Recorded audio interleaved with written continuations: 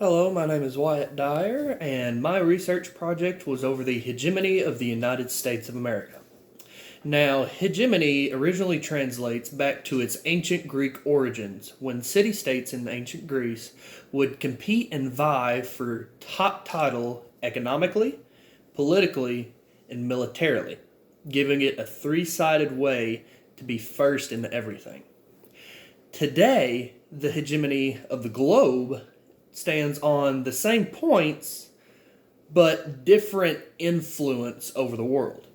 Today, the United States is the world hegemon, ever since World War II, bringing it out of the brink economically, politically, and militarily being the best in the world.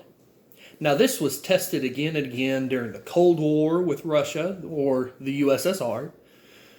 And today, most recently, it has been tested during the 2008 and 2009 financial crisis, giving it its economic side. Now, the United States has faltered in this category, making it faltering in all three. With this, China and other emerging markets have started vying for top spot of the title of hegemony. Now, China is the only country that comes close to competing economically. Now, that is not to say they compete politically or militarily. The United States still has the political and militarily the best. But once one side crumbles, the other two is starting to go. But in its history of the United States, does it still deserve the title of hegemon of the world? Throughout this research paper, I go into depth about what it has done for globalization of the world economy, making it better for all states to be involved.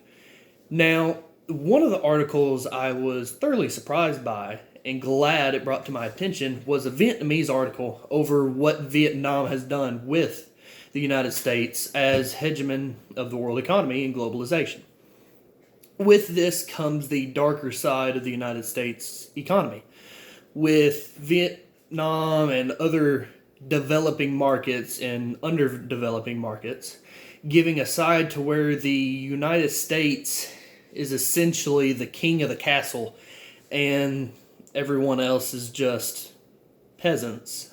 With when they enter the Wall Street or heart of the American economy, they never get to see their money again. They have no control over it whatsoever, which gives this Vietnamese writer points and other identities of what to do for Vietnam. Now, the United States has done her job as world hegemon, but I have none over the most recent financial crisis or what has happened with the coronavirus. World War II was the defining moment for the United States, taking over the global title of hegemon. Today, however, that may change because of the 2020 pandemic. That just might be the title to shake her to the core. But will the United States hold strong? Or will she falter like so many other have? That is in my research.